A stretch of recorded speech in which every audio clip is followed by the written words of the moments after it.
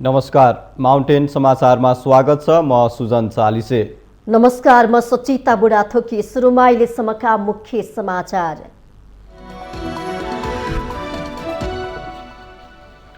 न्यायालय राजनीतिक जिना जम्टी भ्रष्टाचार अनियमितताको अखडा बन्दा जनतामा झनै निराशा बढ्यो। न्यायालय जनताको अन्तिम भरोसा हो कि होइन भन्ने गम्भीर प्रश्न खडा। माओवादी अध्यक्ष पुष्पकमल दाहालकै कारण तत्कालीन नेकपा विभाजन भएको एमाले अध्यक्ष केपी ओलीको आरोप। प्रचण्डले पार्टीलाई प्रतिक्रियावादी सामु अर्पण गरेको टिप्पणी। फेरि एकपटक प्रधानमन्त्री हुने माओवादी केन्द्रका अध्यक्ष पुष्पकमल दाहालको चाहना। देशलाई नयाँ युगमा लैजान विद्यमान विकृतिहरूमाथि निर्मल प्रहार गर्दै अघि बढ्ने इच्छा व्यक्त। सत्तारूढ दलहरूले अगाडि बढाउने निर्णय गरेपछि नागरिकता विधेयक फेरि चर्चामा। सरकारको यो कदम आलटाल गर्ने मेसो मात्रै भएको प्रमुख प्रतिपक्षी एमालेको टिप्पणी। काठमाडौँ महानगरपालिकाद्वारा आगामी आर्थिक वर्षको लागि करिब 25 अर्ब 42 करोड रुपियाँको बजेट विनियोजन। करिब 22 अर्ब 36 करोड आमदानी हुने प्रक्षेपण। अमेरिकाको माथिल्लो सदनबाट बन्दुक नियन्त्रण सम्बन्धी विधेयक पारित। बालबालिका र नागरिकलाई सुरक्षित बनाउन मद्दत पुग्ने राष्ट्रपति बाइडेनको विश्वास। र घरेलु टोली श्रीलङ्का विरुद्धको अन्तिम एक दिवसीय अन्तर्राष्ट्रियमा क्रिकेटमा अस्ट्रेलियाको जित। अस्ट्रेलियासँग श्रीलङ्का 4 विकेटले पराजित।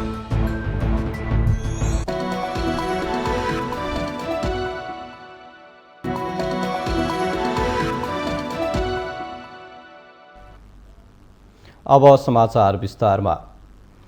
मुलुकका हरेक क्षेत्र अस्तव्यस्त बनेको बेला जनताले भरोसा गर्ने भनिएको न्यायालय पनि एकपछि अर्को विवादमा फस्दै गएको देखिन्छ। पीडित नागरिकले अदालतबाट न्याय पाइन्छ भन्ने विश्वास गर्न नसक्नु भनेको सिङ्गो राज्य सत्ताका लागि चिन्ताको विषय हुनुपर्ने हो। तर हाम्रो देशमा भने पदमा पुगेका व्यक्तिहरूसँग नैतिकताको खडेरी नै छ। उनीहरूलाई नागरिकको भावना र अवस्थाप्रति प्रवाह छैन। त्यसैले बारम्बार कालो कोटधारी जनताको रक्षक नभई भ्रष्टहरूको संरक्षक बन्ने गरेको देखिएको छ। यति बेला राज्यका प्रमुख 3 अङ्ग कार्यपालिका, न्यायपालिका र व्यवस्थापिका एकपछि अर्को विवादमा फस्दै गएको देखिन्छ। राज्यका महत्वपूर्ण अङ्गहरू जिम्मेवार बन्न नसक्दा सिङ्गो राज्य सत्ता प्रणाली प्रति नै जनविश्वास घट्दै गएको छ। यसको अर्थ यी संस्था स्वयं दोषी होइनन्, यिनका सञ्चालक मुख्य दोषी देखिएका छन्। मुलुकमा संविधान छ, कानून छ, लोकतान्त्रिक व्यवस्था छ, संवैधानिक आयोग नियोगहरू छन्, तर पनि राज्यका यी अङ्ग र संरचनालाई सीमित व्यक्तिहरूले बदनाम गरेका छन्। आज जनतालाई आफ्नो कुरा राज्यले सुन्दैन भन्ने भान हुन थालेको छ। सार्वभौम भनिएको संसदमा राजनीतिक विकृति बढ्दै गएको देखिन्छ। संघदेखि प्रदेशसम्म संसदहरू सरकार परिवर्तन गर्ने र सांसद किनबेच गर्ने थलोमा सीमित बनेका छन्, जसका कारण वर्तमान संसदीय प्रणालीमाथि नै प्रश्न उठ्न थालेको छ। कार्यपालिकामा बिचौलियाहरूको बिगबिगी छ। राज्य सत्ता सञ्चालनमा बसेकाहरू आफ्नै स्वार्थ पूर्ति गर्नमा तल्लिन्छन्। मुलुक भ्रष्टाचारको दलदलमा फसेको छ। महँगी बढेर जनताको बिचल्ली हुने अवस्था छ। मुलुकको अर्थतन्त्र ध्वस्त हुने दिशातर्फ उन्मुख छ। जताततै हत्या, हिंसा, लुटपाट र बलात्कार जस्ता जघन्य अपराधका घटना घटिरहेका छन्। यस्तो बेला सत्तामा रहेकाहरू 6 महिनाका लागि भए पनि मन्त्री फेर्ने तयारीमा छन्। सरकारमा रहेका मन्त्री छिट्टै घर जाने भएपछि सत्तामा बस्दासम्म राज्यको सम्पत्ति कसरी दोहन गर्न सकिन्छ भन्ने दाउमा देखिएका छन्। सत्ताको नेतृत्व गरिरहेकाहरूलाई मुलुकको यस्तो दुर्दशाप्रति लज्जाबोध हुनुपर्ने हो, तर सरकार अर्थात् कार्यपालिका यस्ता तमाम विकृतिप्रति पूर्ण उदासीन छ। यस्तोमा जनताको अन्तिम भरोसा मानिएको न्यायालय पनि डरलाग्दो गरी भ्रष्टाचारमा डुबेको छ। न्यायालयभित्र हुने भ्रष्टीकरणको जसरी पर्दाफास भइरहेको छ, त्यसले जनता न्यायालय प्रति आक्रोशित र निराश बनेका छन्। न्यायाधीशहरू पैसामा बिक्ने गरेको कैयौं घटनाक्रमले देखाएको छ। सर्वसाधारण जनताले अनेक हन्डर ठक्कर खादा पनि न्याय पाउने परिस्थिति देखिँदैन। त्यसैले होला दिन प्रतिदिन न्यायालय प्रति जनताको आस्था हराउँदै गएको छ। न्यायालयभित्र घुस, कमिसन र बिचौलियाहरूको बोलवाल चल्ने गरेको जनगुनासो छ। उसो त न्यायाधीश नियुक्ति गर्दादेखि नै गलत प्रक्रिया अपनाइएका कारण वास्तविक पीडित नागरिकले न्याय नपाउने, पैसा हुनेहरूले न्याय किन्ने डरलाग्दो अवस्था देखा परेको छ। तर अहिले हाम्रो देशको न्यायालय जुन अवस्थामा छ, त्यसबाट माथि उम्काउनका लागि सामान्य कदमले काम गर्ने देखिँदैन। विधिको शासन भन्दा व्यक्ति बलियो भन्दा कालो कोट भित्र भ्रष्टहरूले आश्रय पाइरहेका छन्। परिणाम स्वरूप हजुरबुवाको पालाको मुद्दा नातिले पनि खेपिरहेका हजारौं मुद्दाहरूको सुनुवाई हुन बाँकी नै छ। पीडित नागरिकले घर खेत बेचेर अदालती कारबाहीको पैसा तिर्दा तिर्दै सम्पत्ति सकिसक्दा पनि उनीहरूले न्याय पाउन सकेका छैनन्। निमुखाहरूले न्याय नपाउने, टाँठाबाठाले अदालतको फैसला किन्न सक्ने अवस्था कुनै पनि बहानामा क्षम्य छैन। तर यस्ता घटना बारम्बार दोहोरिरहेका छन्। कुनै पनि देश असफल हुनुमा त्यहाँको न्यायालय कमजोर हुनु मुख्य कारण मानिन्छ। तर हाम्रो देशमा वकिल र न्यायाधीशदेखि प्रधान न्यायाधीशसम्म सेटिङमा चल्ने गरेको छर्लङ्ग भइसकेको छ। विगतमा न्यायालयलाई नागरिकले पवित्र धाम मान्ने गरेका थिए। नागरिकको आस्थाले ओतपोत न्यायालयले आज तिनै नागरिकलाई तडपाइरहेको छ। अब न्यायालय नागरिकको अन्तिम भरोसा हो कि होइन भन्ने प्रश्न पनि उठ्न थालेको छ। राजनीतिक छिना झम्टी, भ्रष्टाचार र अनियमितताको अखडा बन्दै गएको न्यायालयमा न्यायका कुरा भन्दा राजनीतिकरण र दलीयकरण बढी हुने गरेको छ। त्यसमाथि भ्रष्टीकरणको कुरा गरी साध्य छैन। लोकतान्त्रिक पद्धतिमा कसैको भनसुन बिना जनताले कानून अनुसार न्याय पाउनुपर्ने मान्यता समेत बिस्तारै समाप्त हुँदैछ। यस अर्थमा न्यायालयमा व्यथितिको चाङ नै लागेको छ। लोकतन्त्रको रक्षक र पहरेदार भनिएको न्यायालय भ्रष्टहरूको झुण्डले भरिएको छ। यी सबै परिस्थितिले आज सिङ्गो न्यायालयप्रति जनताको नैराश्यता बढ्दै गएको छ। माउन्टेन टेलिभिजन एसडी राजनीतिक ब्युरो। नेकपा एमालेका अध्यक्ष केपी शर्मा ओलीले माओवादी अध्यक्ष पुष्पकमल दाहाल इमान्दार नभएकाले नेकपा विभाजन भएको आरोप लगाउनु भएको छ। अध्यक्ष ओलीले प्रचण्डसँग पार्टी एकता नै गरिएको तर इमान्दारिताको साथ काम नगर्दा पार्टीले विभाजन बेहोर्नु परेको तर्क गर्नु भएको छ। शुक्रबार च्यासल स्थित पार्टी केन्द्रीय कार्यालयमा आयोजित कार्यक्रममा उहाँले बडो दुःखको सफलता हात परेको पार्टीलाई प्रचण्डले प्रतिक्रियावादी सामु अर्पण गरेको टिप्पणी गर्नुभयो।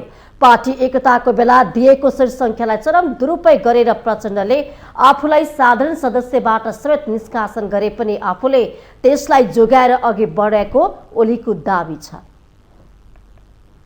अहिलेसम्म कुनै समूहलाई लखेटेको छैन। हामीले प्रचण्डलाई लखेट्या होइन। प्रचण्डसँग त एकतै गरिया हो।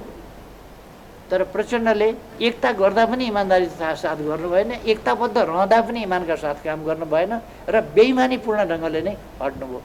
एकताका निम्ति दिएको बनाइएको कमिटी, एकताका निम्ति दिएको सङ्ख्या, त्यसलाई यति चरम दुरुपयोग गर्नुभयो कि पार्टीको अध्यक्षलाई साधारण सदस्यबाट समेत निष्कासन। पार्टी अध्यक्षलाई साधारण सदस्यबाट समेत निष्कासन गरेपछि एकता अनेकता के गरे होला तपाईहरु विचार गर्नु। ओलीले चरम सत्ताको दुरुपयोग गरेर स्थानीय निर्वाचनमा आफ्नो पार्टी केही पछि परे पनि आगामी दिनमा जित सुनिश्चित रहेको दावी गर्नु भएको छ। अध्यक्ष ओलीले समाजवादको यात्रा तय गर्ने विचार, संगठन र योजना आफ्नो पार्टीसँग मात्रै रहेको पनि जिकिर गर्नु भएको छ।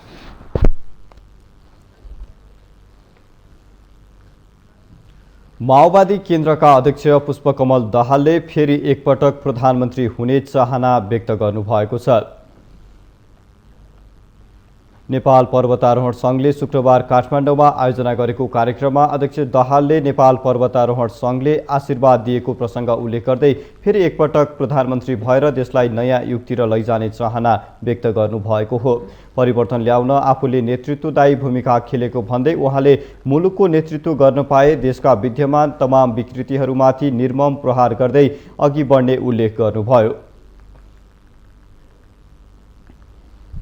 अर्को पटक देशको नेतृत्व गर्ने मौका मैले पाउने हो भने सम्पूर्ण रूपले देशमा यी देखा परेका तमाम विसङ्गतिहरूमाथि प्रहार गर्दै एउटा नयाँ युगतिर देश लैजानुपर्छ भन्ने सपना त मेरो मनभित्र छ।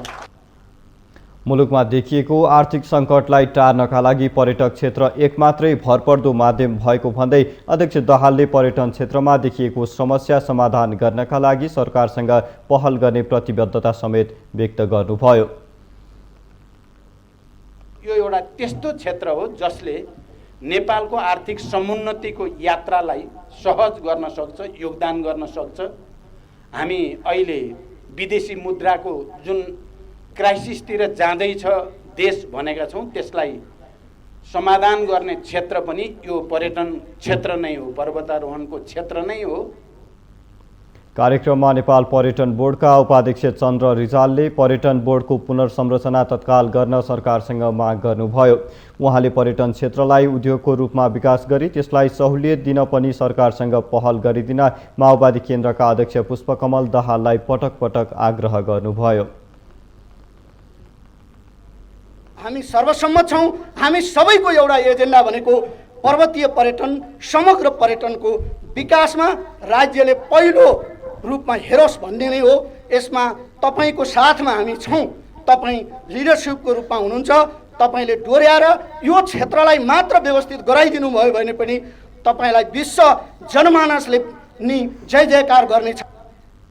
उपाध्यक्ष रिजालले पर्यटन मन्त्रालयलाई नै अस्तव्यस्त बनाउने काम भइरहेको आरोप समेत लगाउनुभयो।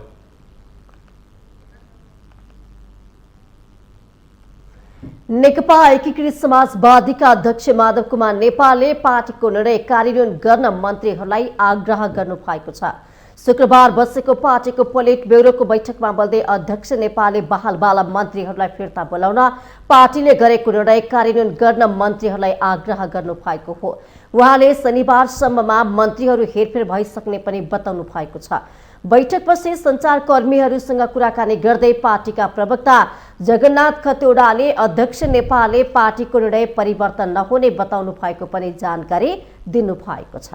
गर्नका निम्ति उहाँहरू आफैले अब हामीले छोड्दियो, त्यसो भए पार्टीले निर्णय गरिसक्यो भनेर अध्यक्षलाई भेटेर उहाँले राजीनामा दिनु पर्थ्यो।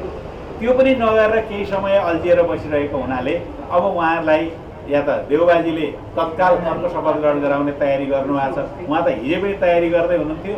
हिजो भ्याइन भन्नुभयो, आज भ्याइन भन्नुभयो, सायद भोलि गर्नु होला। उहाँले प्रधानमन्त्रीजीले त्यो कुरा तयारी गर्दै हुनुहुन्छ। अध्यक्ष नेपालले आगामी संघ र प्रदेशको निर्वाचनमा गठबन्धनलाई प्राथमिकता दिने बताउनु भएको छ।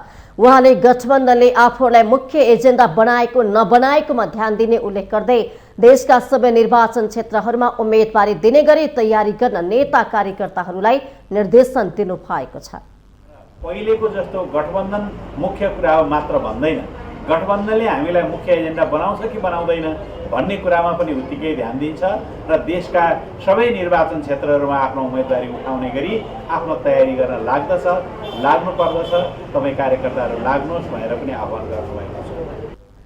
अध्यक्ष नेपालले देश अन्तर्राष्ट्रिय खेल मैदान बन्न लागिरहेको भन्दै देशभक्ति र स्वाभिमानको लागि प्रत्येक नेपालीहरूले आवाज उठाउनु पर्ने धारणा व्यक्त गर्नुभएको प्रवक्ता जगन्नाथ खतिवड़ाको भनाइ छ। नेकपा एकीकृत समाजवादीका अध्यक्ष एवं पूर्व प्रधानमन्त्री माधव कुमार नेपालले कम्युनिस्ट पार्टीहरू कहिले विदेशी सामु लम्पसार नपर्ने बताउनु भएको छ। शुक्रबार पार्टी केन्द्रीय कार्यालयमा बसेको पोलिट ब्युरो बैठकलाई सम्बोधन गर्दै अध्यक्ष नेपालले कुनै पनि कम्युनिस्ट पार्टी विदेशी सामु झुक्न नसक्ने बताउनु भएको हो। उहाँले कम्युनिस्ट पार्टी कहिल्यै विदेशीको इसारामा चल्न नसक्ने पनि बताउनुभयो। अध्यक्ष नेपालले कम्युनिस्ट पार्टी र कम्युनिस्ट आन्दोलनले देशभक्तिलाई महत्त्व दिने उल्लेख गर्दै राष्ट्र राष्ट्रियताको रक्षा, राष्ट्रको मर्यादामा रहने कुरालाई केन्द्रबिन्दुमा राखेर अघि बढ्ने बताउनुभयो।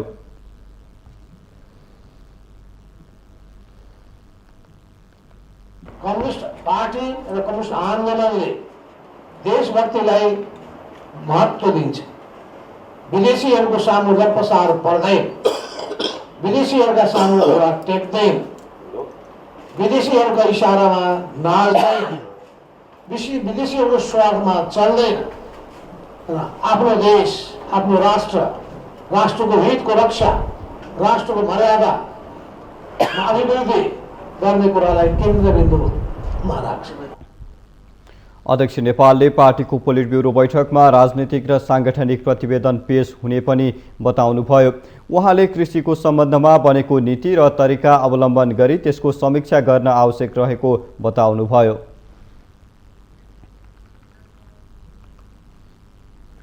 राष्ट्रिय सभाका अध्यक्ष गणेश प्रसाद तिमसिनाले सरकारका मन्त्रीहरूलाई राष्ट्रिय सभाको बैठकमा तोकिएको समयमा उपस्थित हुन रुलिङ गर्नु भएको छ। राष्ट्रिय सभाको शुक्रबारको बैठकमा अध्यक्ष तिमसिनाले मन्त्रीहरू संघीय संसदप्रति उत्तरदायी हुने संविधानले व्यवस्था गरेको उल्लेख गर्दै मन्त्रीहरूलाई तोकिएको समयमा उपस्थित हुन रुलिङ गर्नु भएको हो। उहाँले सदनमा उपस्थित भई आफ्नो मन्त्रालयसँग सम्बन्धित कार्यसूची अगाडि बढाउनु र सदनमा उठेको प्रश्नको जवाब दिनु सम्बन्धित मन्त्रीको जिम्मेवारी रहेको बताउनु भएको छ। मन्त्रीलाई राष्ट्रिय सभाको बैठकमा तोकेको ठिक समयमा उपस्थित भई सदन मार्फत जनताप्रति जवाफदेही बन्न रुलिङ गर्नु भएको छ।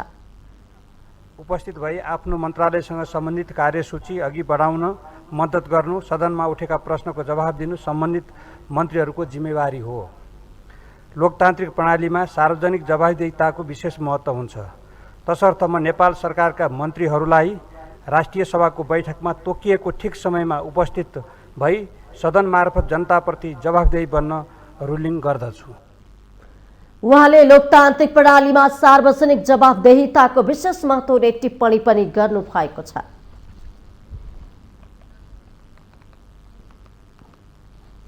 माउन्टेन समाचारमा पालो भएको छ विश्रामको।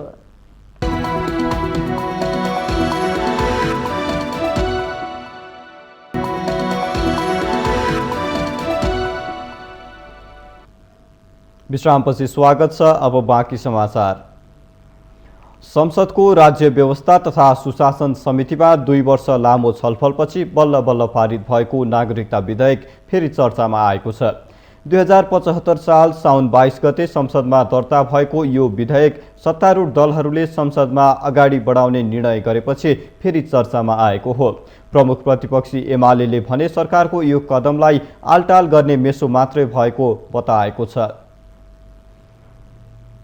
संसदको कार्यकाल सकिन अब केही महिना मात्र बाँकी छ। 4.5 वर्ष बितिसक्दा संसदमा निकै महत्त्वका साथ हेरिएको नागरिकता विधेयकमा कुनै प्रगति हुन सकेको छैन। संसदको कार्यकाल सकिने लाग्दा भने सत्तारूढ दलहरूले नागरिकता विधेयक अघि बढाउने निर्णय गरेका छन्। 2075 साउन 22 गते संसदमा दर्ता भएको यो विधेयक त्यस यता संसद विघटन भएपछि निष्क्रिय भएको थियो। सरकारले विगतमा आफैले प्रस्ताव गरी समितिबाट समेत पारित भएका प्रावधान भन्दा फरक विषय समेटेको नागरिकता विधेयक पास गराउने सरकार लागि परेको छ। नेपालको नागरिक आमाबाट नेपालमा जन्म भई नेपालमै बसोबास गरेको र बाबुको पहिचान हुन नसकेको व्यक्तिले पनि वंशजको आधारमा नागरिकता प्राप्त गर्न विषयलाई अध्यादेशले मुख्य रूपमा समेटेको छ। कानुन मन्त्री गोविन्द कोइराला अब नागरिकता विधेयक अल्झाएर राख्न नहुने भन्दै चाँडै संसदबाट पास गराउनु पर्ने पक्षमा हुनुहुन्छ। अब चाँडै हाउसमा त्यो प्रतिवेदन हामी पेश गर्छौँ। प्रतिवेदन आएको छ, त्यो हाउसमा प्रतिवेदन पेश गर्ने कार्यसूचीमा चाँडै जान्छ। अब प्रतिवेदन हाउसमा पेश गरेर त्यहाँ फेरि छलफल भएर फेरि समितिमा जाने कि त्यहीँबाट टुङ्ग्याउने वा अरू कुनै उपाय अपनाउने भन्ने कुरा हाउसको विषय पनि भयो।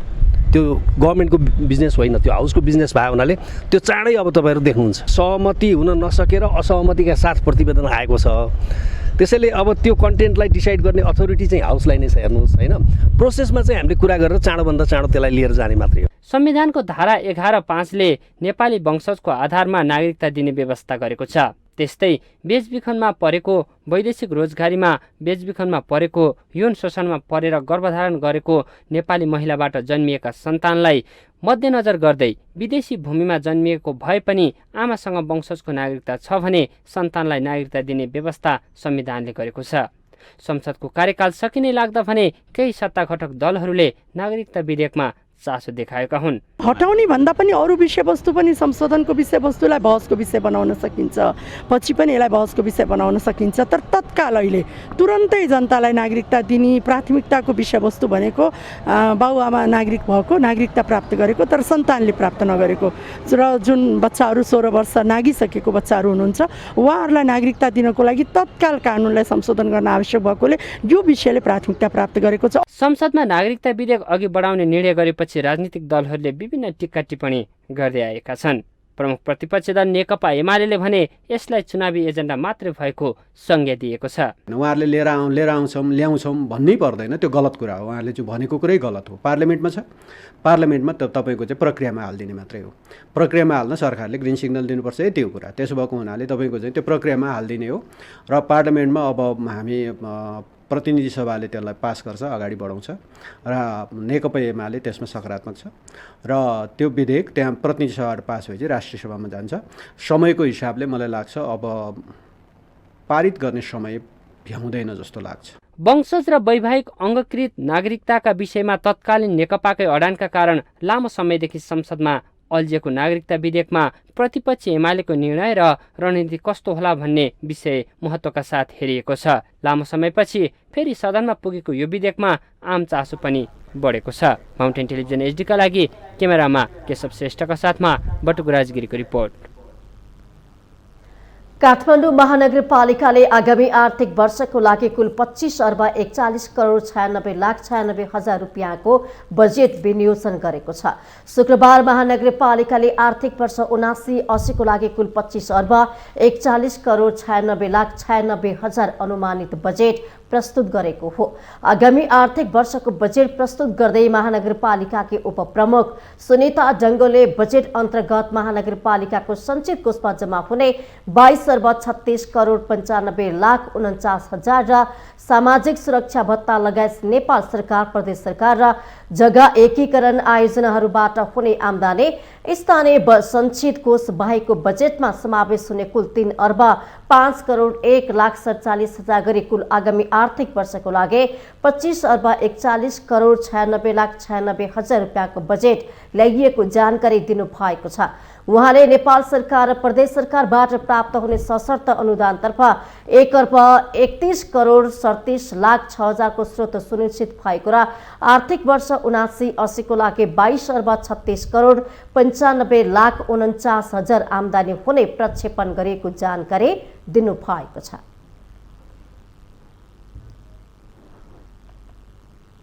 काठमाडौँ महानगरपालिकाको आर्थिक वर्ष 2079-80 का लागि रु 22 अर्ब 36 करोड 95 लाख 49 हजार आम्दानी हुने प्रक्षेपण गरिएको छ र प्रदेश सरकारबाट प्राप्त हुने सशर्त अनुदानतर्फ रु 1 अर्ब 31 करोड 37 लाख 6 हजार। चालू आर्थिक वर्ष 78-79 मा महानगरले कुल 18 अर्ब 95 करोड 77 लाख रुपियाँको बजेट विनियोजन गरेको थियो, जसमा जेठ मसान्तसम्म चालुतर्फ 3 अर्ब 51 करोड 78 लाख 18 हजार रुपियाँ खर्च भएको छ भने पुँजीगत एवं पूर्वाधारतर्फ 2 अर्ब 26 करोड 81 लाख 46 हजार रुपियाँ र वित्तीयतर्फ 18 करोड रुपियाँ गरी कुल 5 अर्ब 96 करोड 59 लाख 64 हजार खर्च भएको छ, जुन अनुमानित खर्चको 36.69% हो।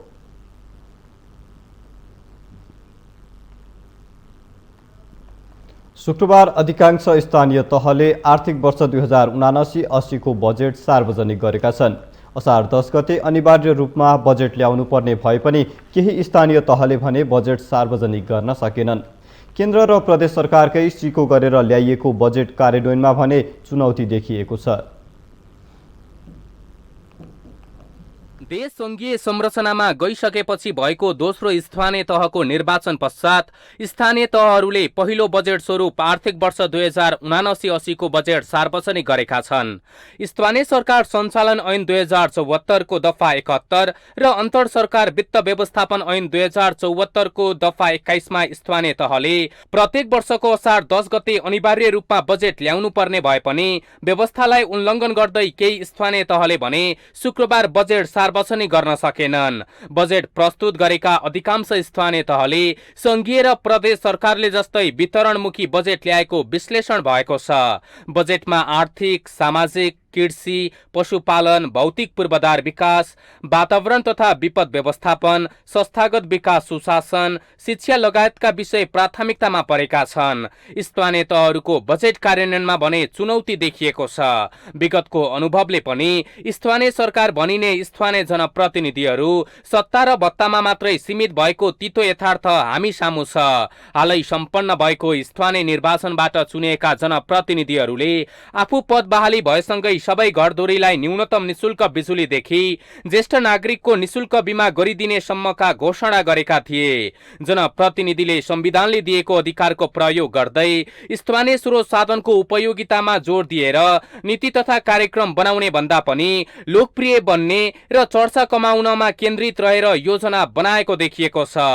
अर्थविद डाक्टर चन्द्रमणि अधिकारी सुशासन भयो भने स्रोतको बढी उपयोग हुने बताउनुहुन्छ। प्रदेश पनि स्थानीय तह वितरण पक्षमा वितरण गर्न चाहिँ सजिलो, धेरै काम गर्नु नपर्ने। तिमीलाई म अनुदान दिन्छु, तिमीलाई म सामाजिक सुरक्षा सम्बन्धी भत्ता दिन्छु अथवा चाहिँ यो दिन्छु भन्न त सजिलो भयो।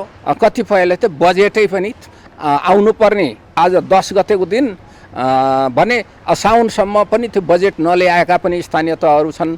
त्यो खर्च गर्न नसकेका अवस्थाहरू पनि छन्। अनि कानुनको मिच्ने, वित्तीय अनुशासन कायम नगर्ने खालका कुराहरू पनि भएका छन्। तिनलाई चाहिँ भोलिका दिनमा रोक्दै जानुपर्छ र सुशासन मुख्य भयो भने स्रोतको बढी उपयोग हुन्छ। स्थानीय तहमा सरकारी स्रोतको दुरुपयोग बढ्दै गइरहेको विभिन्न प्रतिवेदनले स्थानीय तहहरूको सुशासन कमजोर रहेको देखाएका छन्। स्थानीयको बीचमा गएर नीतिको परिचालन गर्नुपर्ने भए पनि त्यसो हुन नसकेको जानकारहरू बताउँछन्।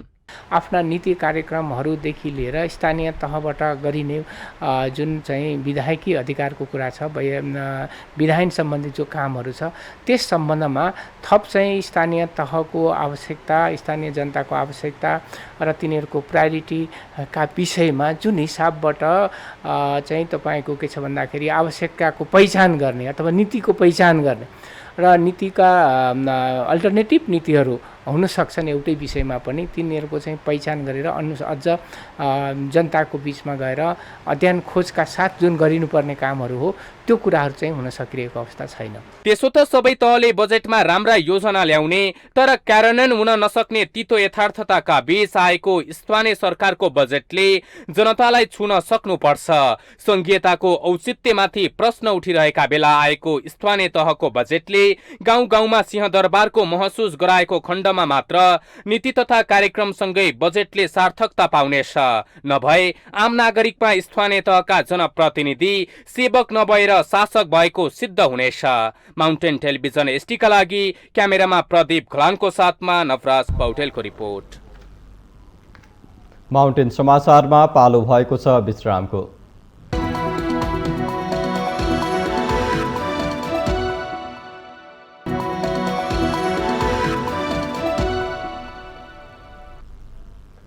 विश्रामपछि स्वागत छ। अब बाँकी समाचार। भर्खरै सम्पन्न स्थानीय तह निर्वाचनमा दाङका 10 स्थानीय तहमध्ये 1 जना मात्र प्रमुखमा दोहोरिएका छन् भने अन्य सबै नयाँ अनुहार आएका छन्। उपप्रमुखमा भने केही जनप्रतिनिधि दोहोरिएका छन्। नयाँ जनप्रतिनिधिले विकासका नयाँ योजना ल्याएका छन् भने दोहोरेका पुराना जनप्रतिनिधिले विगतमा गर्न बाँकी रहेका योजनाहरूलाई प्राथमिकतामा राखेर काम गर्ने प्रतिबद्धता जनाएका छन्। गत वैशाख 30 गते भएको स्थानीय तह निर्वाचनमा दाङका अधिकांश स्थानमा नयाँ जनप्रतिनिधि आएका छन्। 10 स्थानीय तह रहेको जिल्लामा 1 जना मात्र प्रमुख पदमा दोहोरिएका छन्। घोराही उपमहानगरपालिकाका नरुलाल चौधरी दोहोरिनु भएको हो। उहाँ नेकपा एमालेबाट 2074 सालमा र अहिले पनि मेयर पदमा निर्वाचित हुनुभएको हो। मेयर चौधरीले घोराहीलाई समृद्ध बनाउन सुशासनमा सुधार ल्याउनु पर्ने र भौतिक सुधारका बाँकी रहेका योजनालाई नै प्राथमिकतामा राखेर काम गर्ने तयारीमा हुनुहुन्छ। सामान्यतः हामीहरूले गर्नुपर्ने भौतिक पूर्वाधारका कुराहरू, शैक्षिक सुधारका कुराहरू, स्वास्थ्यका सुधारका कुराहरू, अनि यहाँका सामाजिक परिवर्तनका कुराहरू, आर्थिक समृद्धिका लागि गरिएका प्रयासहरू, यी सबै कुराहरू 5 वर्षीय कार्यकालमा हामीसँग भएको स्रोत साधनलाई अत्यधिक प्रयोग गर्यो र जनताकै पक्षमा यी चिजहरू चाहिँ भए भन्ने कुराको मूल्याङ्कन हाम्रो निर्वाचनले पनि बताइसकेको छ। र अब आउने कार्यकाल भनेको फेरि पनि अधुरा रहेका कामलाई पुरा गर्दै घोराही उपमहानगरपालिकालाई समृद्ध गराउन, सुशासनमा अझै पनि सुधार ल्याउने कुराहरूमा र यहाँको भौतिक सुधारहरू अझै पनि गर्नुपर्ने थुप्रै कामहरू छन्। घोराही बाहेक अन्य स्थानीय तहको प्रमुखमा सबै नयाँ अनुहार आएका छन् भने उपप्रमुखमा केही दोहोरिएका छन्। तुलसीपुर उपमहानगरपालिकामा मेयर टीकाराम खड्का पहिलो पटक जनप्रतिनिधि हुनुभएको हो। तुलसीपुर 18 अकासीमा निवासी खड्का 2072 सालमा सुकुम्बासी समस्या समाधान आयोग दाङको अध्यक्ष समेत भइसक्नु भएको छ। उहाँको प्रमुख योजना सुकुम्बासी समस्या समाधान गर्ने रहेको छ। अब सुकुम्बासी र भूमिहीनको जग्गा नाप्जा गर्ने र प्रमाणीकरण गर्ने केन्द्रलाई चाहिँ त्यो प्रमाणीकरणको विवरण पठाएर चाहिँ सुकुम्बासीहरूलाई पूर्जा वितरण गर्ने 1 वर्षभित्रमा यो काम गरिसक्नुपर्छ भन्ने त्यसले लक्ष्य बोकेको छ। पहिलो बैठकले नै त्यो पहिलो काम सुरु गरेँ। दोस्रो कुरा हामीले चाहिँ वृद्ध आमा बुवाहरू ज्येष्ठ नागरिक 70 वर्ष माथिका आमा बुवा र सुत्केरी महिलाहरू बच्चाको निम्ति चाहिँ 3 महिना निःशुल्क एम्बुलेन्सको व्यवस्था गर्नुपर्छ। ट्रायलमा पछि चाहिँ म्याद थपेर अगाडि बढाउला। यस्तै शान्तिनगर गाउँपालिकाको अध्यक्षमा काङ्ग्रेसबाट प्रमोद बस्नेत निर्वाचित हुनुभयो। 2074 सालको स्थानीय तह निर्वाचनमा काङ्ग्रेसले नै जितेको थियो। तर पहिलो कार्यकालका जनप्रतिनिधिले जनताको अपेक्षा अनुसारका काम नगरेको गुनासो आइरहेको अवस्थामा नवनिर्वाचित अध्यक्ष बस्नेतले भने गाउँपालिकाको विकासका लागि कुनै कसर बाँकी नराख्ने प्रतिबद्धता जनाउनु भएको छ। 5 वर्षमा के काम त भयो होला, पक्कै पनि काम त नभएको होइन, काम भएको होला। तर जनताको चाहना चाहिँ अलि बढी विकास हुनुपर्छ, त्यो भएको चाहिँ पक्कै पनि छैन। अनि हामीले चाहिँ अब हामीले कार्यकालमा हामीले गाउँपालिका मात्रै बजेट नभएर हामीले प्रदेश र सङ्घको बजेट ल्याएर हामीले विकास गर्नुपर्छ। हामी गर्छौँ पनि, तर जनताको चाहना पनि यो छ। जनताले यो कुरा बुझ्नु भएको छ र हामीले उहाँलाई पनि भनेका छौँ, हामी प्रदेश र सङ्घको बजेट ल्याएर पनि यहाँको विकास गर्छौँ भनेका छौँ। हामी पक्कै पनि गर्छौँ। पछिल्लो समय जनप्रतिनिधिहरूप्रति जनताको विश्वास कम भइसकेको छ। यस्तो अवस्थामा स्थानीयको विश्वास प्राप्त गर्नु नै नयाँ जनप्रतिनिधिहरूको पहिलो प्राथमिकता हुनुपर्छ। काममा भन्दा पनि कुराले मात्र ठिक्क पार्ने पछिल्लो प्रवृत्ति निरन्तर रहे अर्को पटक मौका नपाउने निश्चित नै छ।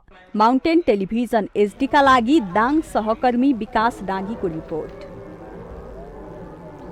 सुनसरीको इटहरीमा रहेको पूर्वी पृतना हेडक्वार्टर परिसरमा नेपाली सेनाले सञ्चालनमा ल्याएको सामूहिक सर्पदंश उपचार केन्द्रमा सर्पदंशका बिरामीको चापमा वृद्धि भएको छ। हरेक वर्ष गर्मी मौसम सुरु भएसँगै सर्पदंश उपचारको केन्द्रमा बिरामीहरूको भिड लाग्ने गरेको छ। सुनसरीको इटहरी उपमहानगरपालिका वडा नम्बर 4 को पूर्वी पृतना हेडक्वार्टर परिसरमा रहेको नेपाली सेनाले सञ्चालनमा ल्याएको सामुदायिक सर्पदंश उपचार केन्द्रले गत वैशाख र जेठ 2 महिनामा मात्र 223 जनाको उपचार गरेको छ। विशेष गरी गर्मी र वर्षायामको समय सुरु भएसँगै सर्पहरू जमिन भित्रको तापमान सहन नसकेर बाहिर सतहमा आउने गर्दछन्। त्यससँगै सर्पदंशका बिरामी बढी मात्रामा देखा पर्दछन्। यस्तो अवस्थामा सर्पहरू सुरक्षित स्थानतिर प्रवेश गर्ने क्रममा मानिस लगायत अन्य प्राणीहरूलाई टोक्ने गर्दछन्। सर्पले टोकेका बिरामीको सफल उपचार सामुदायिक सर्पदंश उपचार केन्द्रले गर्ने गरेकोले सहज भएको बिरामीको भनाइ छ। विगतमा सर्पले डसेको बिरामीले उपचारको लागि भौतारिनु परे पनि सामुदायिक सर्पदंश उपचार केन्द्र इटहरीको स्थापनापछि सहज भएको छ। यहाँ चाहिँ हामीलाई पहिलेदेखि नै थाहा थियो कि हाम्रो गाउँमा पनि टोक्दाखेरि मैले दिएको राम्रो भइदिनु भएको थियो। अनि म चाहिँ खासमा त बिहान 3 बजीतिर बाहिर टोइलेट जानु भनेर खासमा निस्केको कि अनि त्यहाँ ढोकामै बसेको रहेछ हरियो सर्प आएर। अनि मैले उसलाई बुझेपछि त्यसले मलाई टोक्यो होइन। अनि त्यो सर्पलाई मैले मार्नु चाहिँ मारेँ। अनि त्यस्तै 1 घन्टापछि चाहिँ हामी यता आइहाल्यो। थाहा थियो नि त पहिले यहाँ छ भनेर। उपचार राम्रो पाउनु उपचार राम्रो भइरहेछ। आउने बित्तिकै सबले राम्रो 11 बजे रात में खाएको छ। 12 बजे रात बजेर आएको छ। के जान्छ अन्त आएको छ त इटहरी मोठिङका डाक्टर टर्ना मन्दा भएको छ। इटहरी चाहिँ अरू के काम जाओगे तब ठेक्ने। उक्त उपचार केन्द्रमा वैशाख, जेठ, असार, साउन र भदौ महिनामा बढी मात्रामा सर्पदंशका बिरामीहरू उपचारका लागि पुग्ने गरेका छन्। उपचार केन्द्रमा सुनसरीबाट मात्र नभई मोरङ, उदयपुर, झापा लगायतका जिल्लाहरूबाट समेत बिरामीहरू जाने गरेका छन्। 2069 सालबाट आधिकारिक रूपमा तथ्याङ्क राख्दै आएको यस उपचार केन्द्रमा अहिलेसम्म 14,000 भन्दा धेरै सर्पदंशका बिरामीको उपचार भइसकेको छ। सिभिल मिलिट्री रिलेसन अन्तर्गत जति पनि यो आर्मीसँग मिलेर सर्पले टोकेको बिरामीको उपचार गरेको अस्पताल छ, नेपाल अधिराज्यभरिको डाटामा पनि यही चाहिँ सबैभन्दा बढी पेसेन्ट आएको रेकर्ड छ। र पेसेन्ट आउने क्रम भनेको अब यहाँ नजिक बोर्डर भएको कारणले गर्दाखेरि यो भारतको वीरपुर भयो, सपोल भयो, सुपोल भन्ने एरिया भयो, अब सप्तरीको बिरामीहरू यहीँ हुनुहुन्छ, अब सिराबाट पनि बिरामीहरू यहाँ आउनुहुन्छ, अब मोरङको त अधिकांश बिरामीहरू यहाँ आउनुहुन्छ। यिनै जिल्लाहरूबाट समेटेर बिरामीहरू धेरैजना यहाँ आउनु भएको छ। सर्पले डसेको अवस्थामा समयमै उपचार गरे मृत्यु हुनबाट जोगिन सकिन्छ। कतिपयले भने रगतबाट विष शरीरभर जाने भन्दै डसेको ठाउँभन्दा केही माथितिर कपडाले बाँध्ने गर्दछन्। तर यसो गर्नु झनै खतरा हुने सर्पदंशको उपचारमा खटिने चिकित्सकहरूको भनाइ छ। त्यसैले जानी नजानी उपचार गर्नुभन्दा विज्ञ कहाँ नै गएर उपचार गराउन र अनावश्यक रूपमा कपडा नबाध्न चिकित्सकहरूको सुझाव छ। माउन्टेन टेलिभिजन एचडीका लागि सुनसरी सहकर्मी विनोद आचार्यको रिपोर्ट। हामीसँग आर्थिक, अन्तर्राष्ट्रिय र खेल समाचार बाँकी नै छन्। माउन्टेन समाचारमा पालो भएको छ विश्रामको।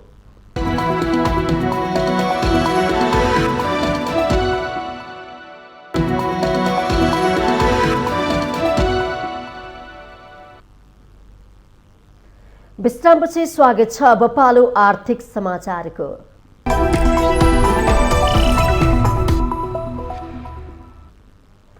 अर्थमन्त्री जनार्दन शर्माले लेखा परीक्षकहरूलाई नयाँ प्रविधिबाट भइरहने डिजिटल कारोबारको अध्ययन गर्न सुझाव दिनु भएको छ।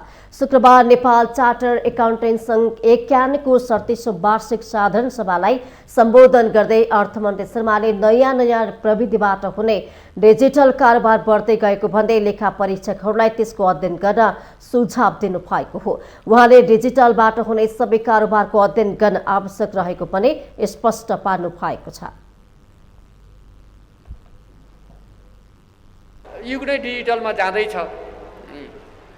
क्रिप्टो लगायतका तमाम के थुप्रै उहरूको कारोबार भइरहेको छ। आज यी सबै कुराहरू छन्। आज यसको अध्ययन कसरी गर्ने, नेपालको अर्थतन्त्रको बारेमा अध्ययन कसले गर्ने, कहाँ छ समस्याहरू। आज अब जसले यस संस्थालाई बलियो बनाउनु पर्ने हो, बलियो बनाउने संस्थाहरूले नै कमजोरी जस्तो कमजोर छ भन्दै हिँड्यो भने कसरी अनि यसको सबलीकरण हुन्छ। आज धेरै प्रश्नहरू उठेका छन्। त्यस्ता यी प्रश्नहरूको एउटा अध्ययन अनुसन्धान गरेर यहाँहरूले त्यतातिर पनि ध्यान दिनुपर्छ जस्तो लाग्छ।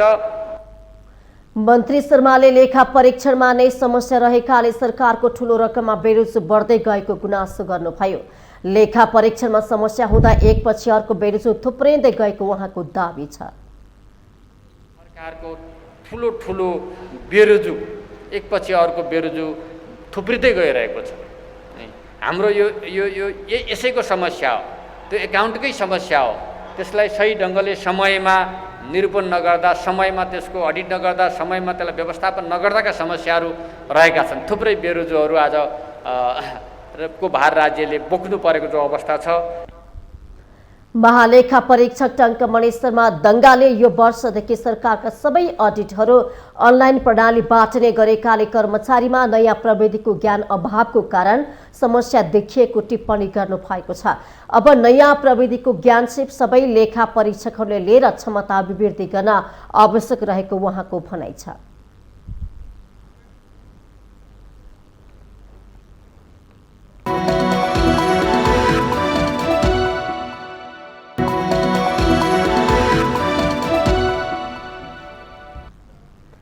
विश्रामपछि स्वागत छ। यो सँगै हामी माउन्टेन समाचारको अन्त्यमा आइपुगेका छौं। जाँदा जाँदै मुख्य समाचार पुनः एकपटक। नयाँ राजनीति झिना चम्टी भ्रष्टाचार अनियमितताको अखडा बन्दा जनतामा झनै निराशा बढ्यो। न्यायालय जनताको अन्तिम भरोसा हो कि होइन भन्ने गम्भीर प्रश्न खडा। माओवादी अध्यक्ष पुष्पकमल दाहालकै कारण तत्कालीन नेकपा विभाजन भएको एमाले अध्यक्ष केपी ओलीको आरोप। प्रचण्डले पार्टीलाई प्रतिक्रियावादी सामु अर्पण गरेको टिप्पणी। फेरि एकपटक प्रधानमन्त्री हुने माओवादी केन्द्रका अध्यक्ष पुष्पकमल दाहालको चाहना। देशलाई नयाँ युगमा लैजान विद्यमान विकृतिहरूमाथि निर्मल प्रहार गर्दै अघि बढ्ने इच्छा व्यक्त। सत्तारूढ दलहरूले अगाडि बढाउने निर्णय गरेपछि नागरिकता विधेयक फेरि चर्चामा। सरकारको यो कदम आलटाल गर्ने मेसो मात्रै भएको प्रमुख प्रतिपक्षी एमालेको टिप्पणी। काठमाडौँ महानगरपालिकाद्वारा आगामी आर्थिक वर्षको लागि करिब 25 अर्ब 42 करोड रुपियाँको बजेट विनियोजन, करिब 22 अर्ब 36 करोड आम्दानी हुने प्रक्षेपण। अमेरिकाको माथिल्लो सदनबाट बन्दुक नियन्त्रण सम्बन्धी विधेयक पारित, बालबालिका र नागरिकलाई सुरक्षित बनाउन मद्दत पुग्ने राष्ट्रपति बाइडेनको विश्वास। र घरेलु टोली श्रीलङ्का विरुद्धको अन्तिम 1 दिवसीय अन्तर्राष्ट्रिय क्रिकेटमा अस्ट्रेलियाको जित, अस्ट्रेलियासँग श्रीलङ्का 4 विकेटले पराजित।